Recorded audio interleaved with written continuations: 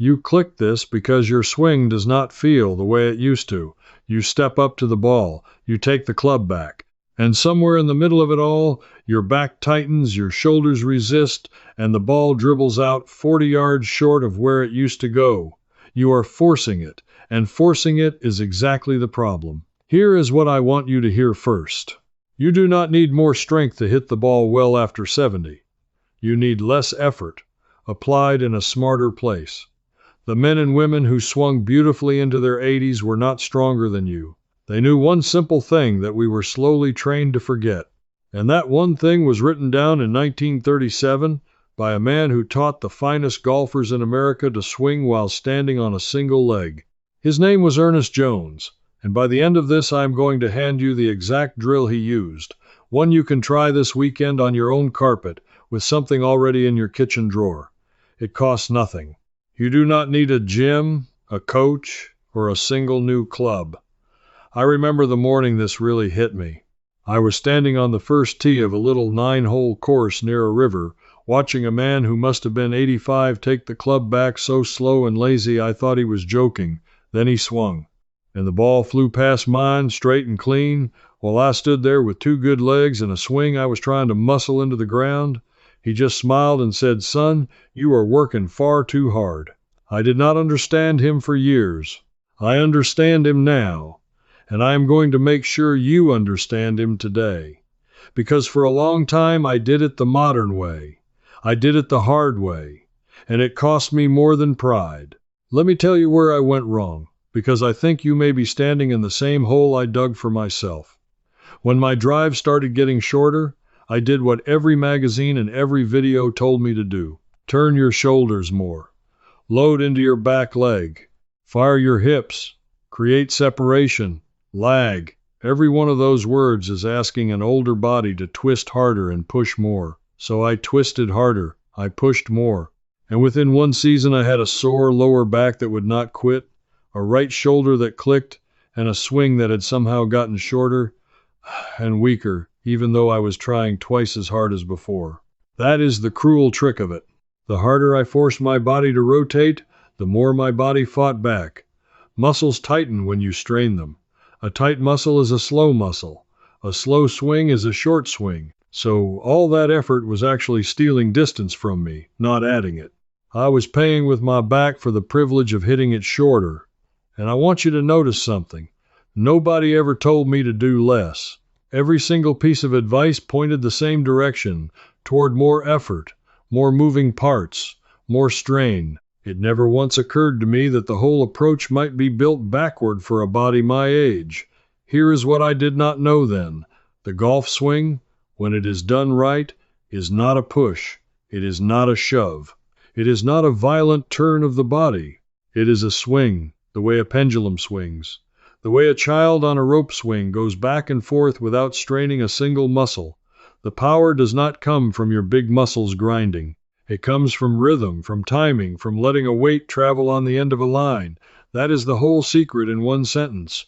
But sitting behind that simple sentence is a story that most golfers under the age of 80 have never heard, and a man whose life proves it beyond any argument. So let me tell you about Ernest Jones, because once you know his story, you will never trust a muscle and grind swing again. Ernest Jones was an Englishman, a fine young professional golfer, playing to a very low score before the First World War.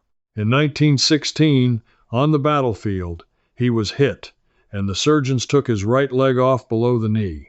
Think about what that means for a golfer. Your right leg, if you swing right-handed, is supposed to be the leg you push off, the leg you load into, the leg every modern teacher tells you to fire from. He lost it. And here is the part that should stop you cold. Later that same year, still recovering, still learning to balance on one leg with a crutch, Ernest Jones went out and played golf, on one leg, and he went around in the low 80s. Not long after, balancing on a single leg with no artificial limb at all, he shot a 72, even par, on one leg. Now sit with that for a second.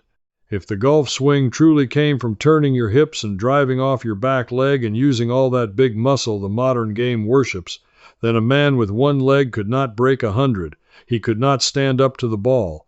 But Ernest Jones shot even par on one leg, because he had discovered the thing his body was forcing him to learn.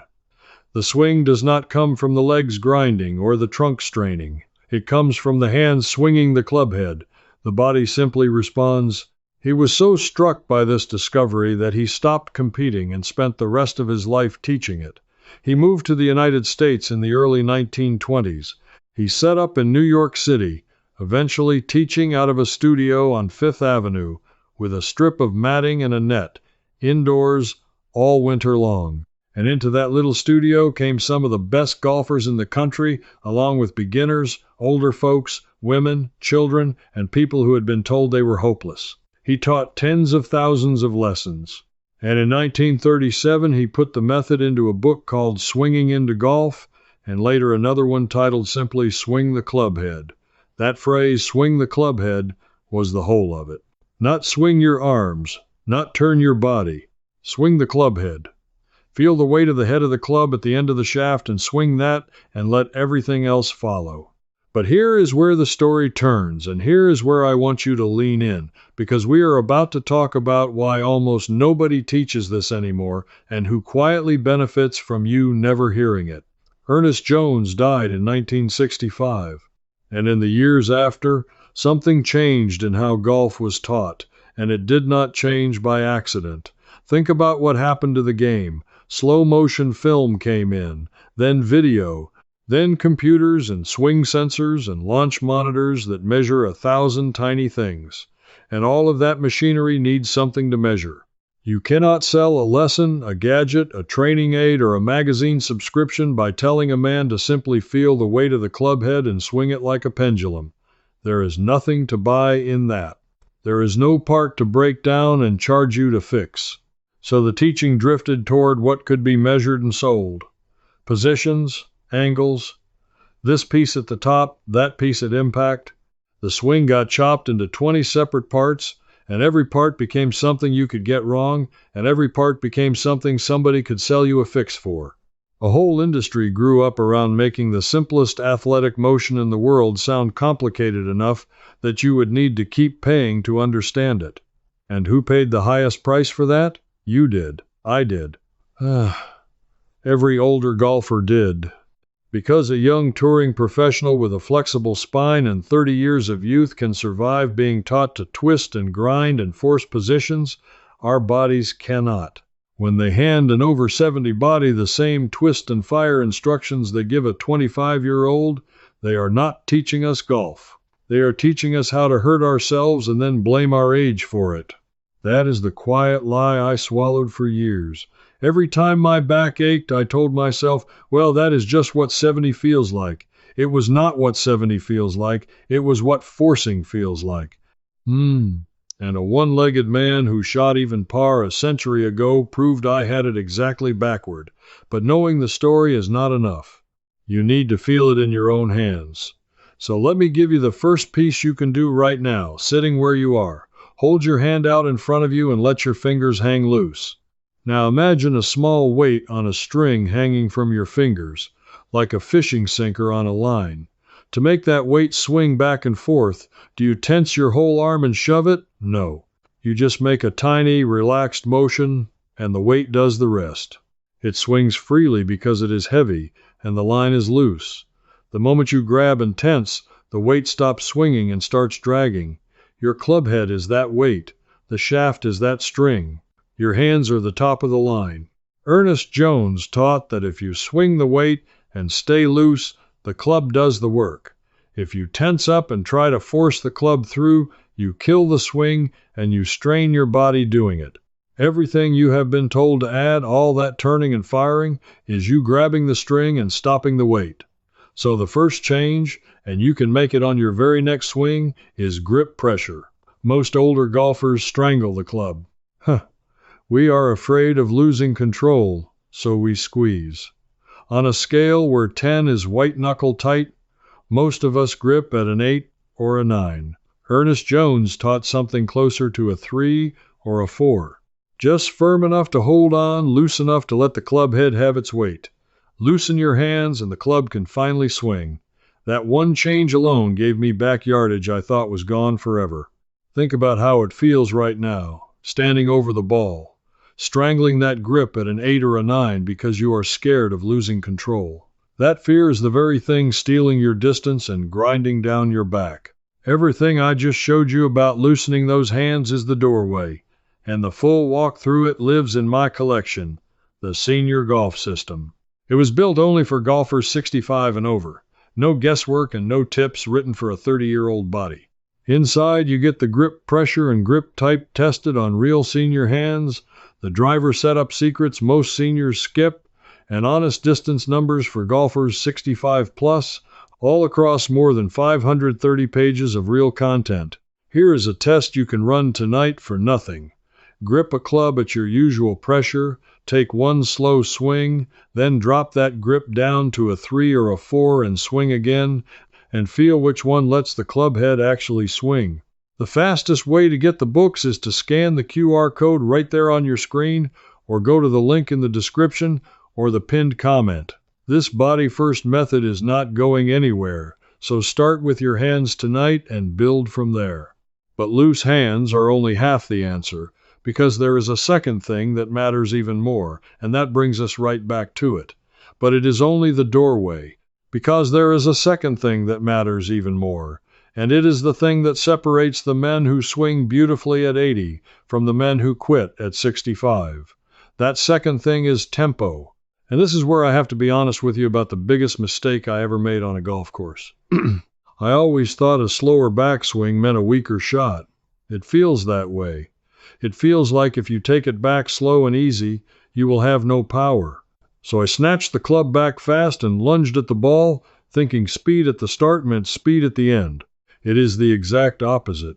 When you rush the takeaway, you tense your muscles at the top, and a tense muscle cannot release. You arrive at the ball tight and decelerating. The old man by the river took it back slow because he understood something I did not.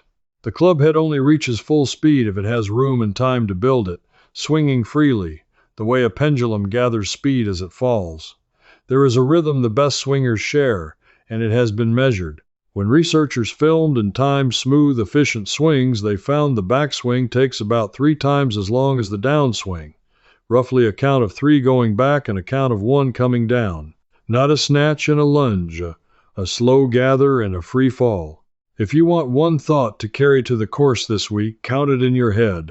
1, 2, 3 back, 1 down. Let the club head swing, do not throw it. And here is why this matters so much more for us than for a young player. A young body can get away with bad tempo because it has the flexibility and the strength to recover. Our bodies punish bad tempo instantly, with a tweaked back or a pulled shoulder or a shot that goes nowhere. So the very thing we were never taught, smooth tempo and a swinging club head, is the thing that matters most at our age. We were sold the version of golf built for the one body type that is nothing like ours. Now, I know exactly what some of you are thinking right now, and I want to speak to you directly, because this next part was made for you. Maybe you are thinking, that is fine for people who can still get to a golf course. Maybe you do not have a membership. Maybe money is tight and green fees feel like a luxury you gave up years ago. Maybe you live in an apartment, alone, with no yard and no range and no partner to play with. Maybe your knees or your hips mean a full round is simply not in the cards anymore. If that is you, do not go anywhere, because I am about to show you that everything Ernest Jones taught can be practiced in a space no bigger than a hallway, standing on a carpet with objects you already own for absolutely nothing. Ernest Jones himself taught almost entirely indoors. Remember that. His famous studio was inside a building in New York City, a strip of matting and a net, all through the long, cold winters. He did not need a beautiful course to teach the finest swing in America. He needed about 10 feet and a willing pupil. So do you. Here is the first thing you can do standing in your kitchen right now, and it needs no club at all. Stand up, feet under your shoulders, and let your arms hang. Now gently swing your arms back and forth in front of your body, like a slow pendulum, side to side, staying completely relaxed. Feel how your weight shifts naturally from one foot to the other as your arms swing. You are not forcing your hips. You are not thinking about your shoulders. You swing, and the body responds all on its own. That gentle, effortless motion is the golf swing. Everything else is decoration. Do that for 2 minutes a day, and your body starts to remember what a swing actually feels like instead of what a strain feels like. Now, for those of you who want to hold something, you do not need a club, and you certainly do not need a course. Take a broom, or a mop, or even a light umbrella. Turn it upside down so the heavy end is in your hands and the light end swings free, and now swish it back and forth low, listening for the sound of it cutting the air. Here is the secret in that swish. If you are swinging the weight properly, the loudest sound comes after where the ball would be, out in front of you, not behind. Most older golfers make the loudest sound too early because they are throwing the club from the top with their hands and shoulders and running out of speed before impact. Slow down, loosen your grip, and move the swish forward. That sound is teaching you, for free, in your living room. And if you rent, if you are in a small flat, if you have low ceilings, this is the best news of the day. Every one of these drills is done low and slow and indoors. You are not taking a full swing over your head. You are grooving the motion, the tempo, the release at half speed in a small space. Ernest Jones proved a person can build a world-class swing in a room. Your body cannot tell the difference between a slow practice swing in your hallway and one on a driving range. The nerves and muscles learn the pattern either way. 10 minutes a day in the hall will do more for your golf than a bucket of balls hit with a tense, forcing swing ever could. I want you to really take that in, because it undoes the biggest excuse we make. We tell ourselves we cannot practice because we cannot get to the course, or cannot afford it, or cannot walk it anymore. But the thing that actually improves your swing, the rhythm and the release and the loose grip, costs nothing and fits in the smallest home. The course is where you show the swing off. The hallway is where you build it. So now you have the pieces. Loose grip, slow tempo, 3 back and 1 down. Swing the club head, do not force the body. And you know these can be practiced by anyone, anywhere, for free. But I promised you the one thing at the very end. The exact drill Ernest Jones used to teach every single pupil, from tour winners to 80-year-old beginners, the drill that makes all of this click in about 30 seconds. And I have kept it for last on purpose, because once you feel it, you will never swing the old forcing way again. Here it is. This is straight out of his teaching, described in his own writing from 1937, and it is so simple that when you first read it, you will not believe it could matter this much. Take an ordinary pocket knife, a small folding pen knife, the kind our fathers kept in a trouser pocket. If you do not have one, a house key or a heavy ring or a small padlock will do. Now take a handkerchief, or a scarf, or a shoelace, or a length of string about a foot long. Tie the knife, or the key, or the small weight, to one end of the cloth or the string. Now hold the free end between your thumb and finger and let the weight hang down at the bottom of the line. That is the whole apparatus. A weight on a string. Ernest Jones carried exactly this in his pocket for decades and pulled it out to teach anyone who would watch. Now here is what you do with it, and here is why it changes everything. Swing that weight back and forth like a pendulum, side to side, in front of you. To make it swing wide and fast, what do you have to do? Almost nothing. A tiny relaxed motion of your fingers, and the weight swings out in a beautiful smooth arc, gathering speed on its own, staying out at the end of a taut line. Now try to force it. Try to jerk it faster with your whole arm. Try to muscle it. Watch what happens. The instant you grab and force, the line goes slack, the weight collapses inward, the arc falls apart, and all your effort makes the weight slower and wilder, not faster. That weight on a string is your club head on the shaft. And in that one little demonstration is the entire truth of the golf swing, proven in your own hand in 10 seconds. Stay loose and swing the weight, and it flies fast and true with no effort.